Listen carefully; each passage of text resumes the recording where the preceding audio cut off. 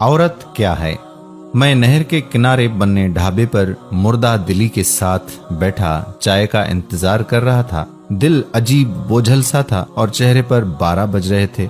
गांव के एक बाबा जी मेरे पास आके बैठ जाते हैं और कहते हैं कि पुत्र खैर है, बड़ा परेशान लग रहा है। मैं कमजोर सी आवाज में कहता हूँ कि बस बाबा जी क्या बताऊं, घर से लड़कर आया हूँ। मेरी बीवी को पता नहीं क्यों मेरी बातें समझ ही नहीं आती। सही कहते हैं, औरत की अकल उसके घुटनों में ही होती है। बाबा जी मुस्कुराए और बोले, जा ओए झलिया, तेरा भी कोई हाल नहीं। पर पुत्र, ये जिसने मिसाल बनाई है ना कि औरत की अकल घुटनों में होती है, वो खुद कोई पागल ही होगा। मैंने कहा, ना बाबा जी ना, आप नहीं जानते इन औरतों को। बाबा जी बोले, नहीं पुत्र, तू नहीं जानता असल में औरत को और औरत की शान को। ये तो वो है जिसके साथ रब अपनी मोहब्बत को मिला रहा है। इतने में लड़का चाय लेकर आ जाता है और मैं चाय की चुस्की लेकर फिर बाबा जी की तरफ मुतवज्जा हो जाता हूँ। बाबा जी अपनी चाय पिर्च में डालकर ठंडी करने लग जाते हैं। बाबा जी पिर्च से ही चाय की चुस्की लगा के कहते हैं कि वाह,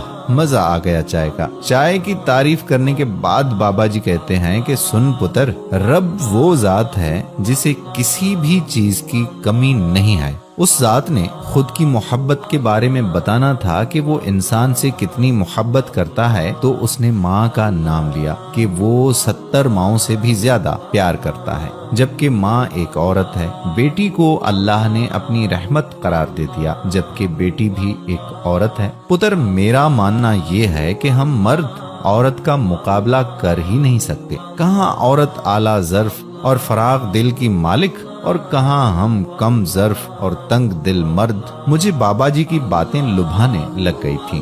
बाबा जी बोले कि औरत ही वो हस्ती है जिसके कदमों तले जन्नत रख दी गई। बस इसी बात से ही तू औरत की शान का अंदाजा लगा ले। जब वो आस से होती है तो अपनी पसंद की सब चीजें छोड़ देती है अपनी औलाद के लिए। जब औलाद जन्म देती है तो जिंदगी और मौत की कश्मकश में होती है।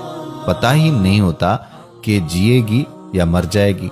पता है पुत्र, 22 हड्डियां बैक वक्त टूटने के जितना दर्द सहती है, एक बच्चे को जन्म देते वक्त इतना दर्द कभी महसूस भी किया है तुमने?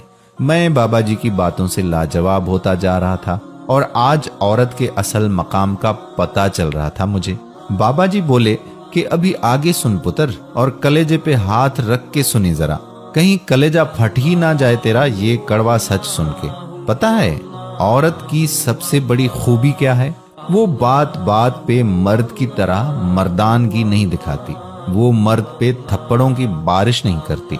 वो मर्द को उसकी औलाद के सामने गंदी गंदी गालियां नहीं देती। वो गैरत के नाम पर मर्दों का कत्ल नहीं करती। वो भूखे भेड़िए की तरह किसी पे झुपट के उसका रेप नहीं करती। वो मर्द को गुस्से में तलाक नहीं देती। वो गलियों बाजारों में मर्द पे आवाजें नहीं कसती। बाबा जी की बातें सुन के मैं शर्मिंदा होने लग गया और आंखें झुक गईं। पसीने की बूंदें मेरे माथे पे नमूदार होना शुरू हो गईं। बाबा जी ने शायद मेरी शर्मिंदगी महसूस कर ली थी, इसलिए वो थोड़ी देर के लिए चुप हो गए। फिर बाबा जी ने ढाबे वाले को चाय के कप वापस ले जाने के लिए आवाज दे दी और फिर दोबारा मुझसे मुखातिब होकर कहने लगे कि पुत्र, तू समझदार लड़का है, बस जरा जज्बाती हो जाता है। बात की नौयत को समझा कर और फिर फैसले लिया कर। पुत्र, एक घर में रोजाना सबसे ज्यादा बार जो नाम लिया जाता है वो एक माँ का होता है या बड़ी बहन का। ये दोनों औरत जात होती हैं। हमारे घरों का वजूद औरत से ही है। घर मर्द नहीं बसाते पुत्र, औरतें बसाया करती हैं। घर की रौनकें औरतों के ही तवस्सुत से होती हैं बेटा। हर चीज सलीके से आपको मिलती है। कपड़े साफ सुथरे मिलते हैं, बर्तन धुले धुलाए मिलते हैं, बेहतरीन खाने हमें नसीब होते हैं, छोटे छोटे बच्चों की देखभाल बखूबी सरंजाम दे जाती है। तो पुत्र, ये सारा जादू एक औरत ही चलाती है, वरना तू एक सग्गा बाप भी अपने छोटे बच्चे को ज्यादा देर तक बर्दाश्त नहीं करता। बच्चा ज्यादा रोए तो शोहर अपनी बीवी से कह देता है कि इसे कमरे से बाहर ले जाओ, मेरी नींद में खलल पड़ रहा है। पुत्र, औरत बहुत ही प्यारी चीज है। ये मर्द के किरदार पर उंगली नहीं उठाती। ये मर्दों को उसके माजी के ताने कभी नहीं देती। पुत्र, औरत बेटी है तो रब की रहमत है, माँ है तो कदमों तले जन्नत लिए फिरती है। बाबा जी की बातें सुन के पता चल रहा था कि औरत दुनिया की कितनी अनमोल दौलत है। वो किसी ने क्या खूब कहा है ना कि वजूदे जन से है कायनात में रंग। फिर बाबा जी बोले कि जा पुत्र, घर चला जा, तेरा चेहरा बता रहा है कि तू सब समझ गया है और अब तेरा जल्दी घर जाने को दिल कर रहा है। मैं बाबा जी के कदमों में बैठ गया और बाबा जी के हाथ चूम के बोला कि शुक्रिया बाबा जी, आपने मेरी गलती को देख के कोई सजा नहीं सुनाई, बल्कि मेरी गलती को सुधारा और एहसास करवाया कि मैं गलत हूँ, मुझे सबकी इज्जत करनी चाहिए। बाबा जी मुस्कुराए और मेरे सर पर हाथ फेर कर बोले, जीता रहे पुत्र, और अब घर जा, घर वाले तेरा इंतजार कर रहे होंगे। वापस घर जाते हुए मेरे कदमों में एतमाद था और दिल बहुत ज्यादा मुतमईन था।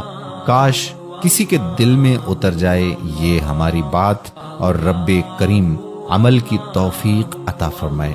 आमीन सुम्मा आमीन या रब्बल आलमीन। मेरे प्यारे भाइयों और मेरी मोहतरम बहनों, वीडियो पसंद आई हो तो एक भी लम्हा जाया किए बिना इस वीडियो को शेयर कर दें, क्योंकि कई ऐसे घर हैं जहां अभी ये वीडियो दिखाने की बहुत सख्त जरूरत है। आपके एक शेयर से क्या क्या तब्दीली आ सकती है, इस बात का आप अभी अंदाजा भी नहीं लगा सकते। तो इस वीडियो को ज्यादा से ज्यादा शेयर कीजिएगा। इंशाअल्लाह किसी और मौजू पर फिर आपके साथ मुलाकात होगी।